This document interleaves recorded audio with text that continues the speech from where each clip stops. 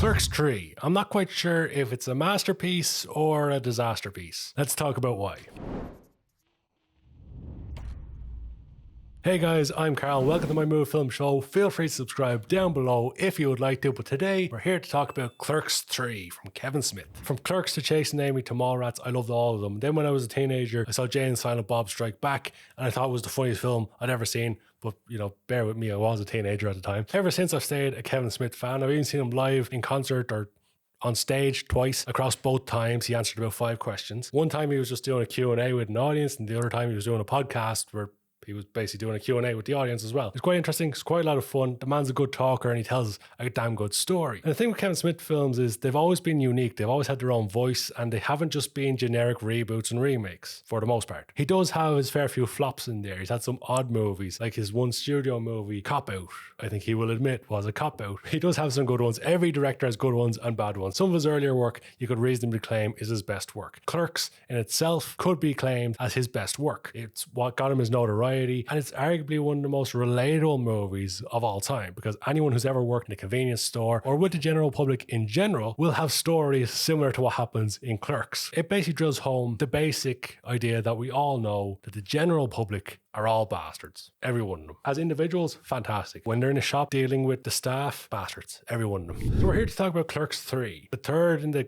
Clerks franchise. And this film is hot off the back of Jay and Silent Bob Reboot, a movie which was pretty much a recap of Kevin Smith's career. There were so many nods to his other movies in there, which is great if you're a fan of Kevin Smith movies. That movie was a lot of fun for me as a Kevin Smith fan. If you weren't a Kevin Smith fan, you probably didn't enjoy it. And with Clerks 3, it's kind of taken to a new level. Because if you didn't know, if you're not aware of Kevin Smith's whole story, a few years ago, he had a heart attack and he was saved at the last minute through surgery. And also one of the things he's mentioned in the past is one of the reasons he was able to survive is because he was staying so calm, because he'd been smoking a lot of weed. That's what his doctors told him. At least that's the story I heard. Kevin Smith can tell it better than I can. But that's in the movie. And if you've heard his story about what happened with his heart attack and how he survived and what he said to the doctors when he was having surgery and stuff like that, that's what's in the movie. And they do say, write what you know. And then the character within the movie who's had the heart attack decides he's going to make a movie, which just happens to be the exact same movie as Clerks. So basically this is Kevin Smith telling the making of Clerks, even though this is Clerks 3. So there's a lot of meta. It's perhaps the most meta movie of all time. Ever since Spaceballs, the movie, when they watch themselves on the screen, they see themselves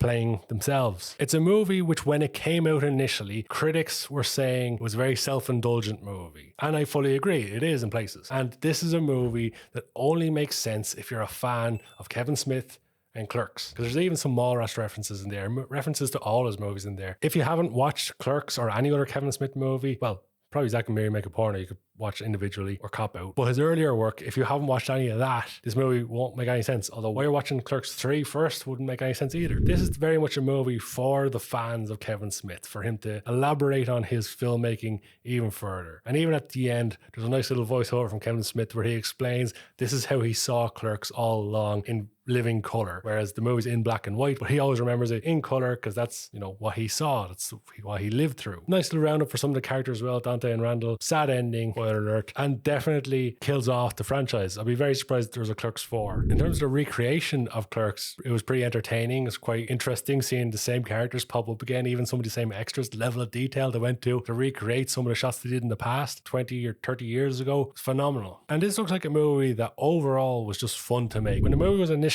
announced, I was very excited for it, but it didn't come out here in the movie theaters in Ireland. It came out in one, I believe, up in Dublin, but I never got a chance to see it. So I had to wait for it to come out on digital. It's out on digital now, and that's how I got to see it. But I had to wait, and I was initially wondering, why isn't it getting a bigger push? Why isn't it getting a bigger cinema release? Kevin Smith has a big fan base. I saw that even he sold out 2 shows or 3 shows here when he did live shows here in Ireland, and that was years ago. I now know why it didn't get a bigger theatrical release, because it's not a movie for the general public. A lot of general public would be alienated by this release, unless, as I mentioned, you know all of his work. And that's a brave call from a director to do, to make a movie like that where you know it's not going to appeal to the general public, because you're cutting your audience, your viewers, and your money making in half. At the end of the day, all studios want to do is make money, not necessarily make good movies. And Clerks 3 is certainly a good movie for fans of Kevin Smith. So when it comes to reviewing it, and certainly when it comes to rating it out of 10, it's an odd challenge, because do I compare it against one of the best movies of the year, or do I just say what I personally felt of it? Because I really enjoyed it.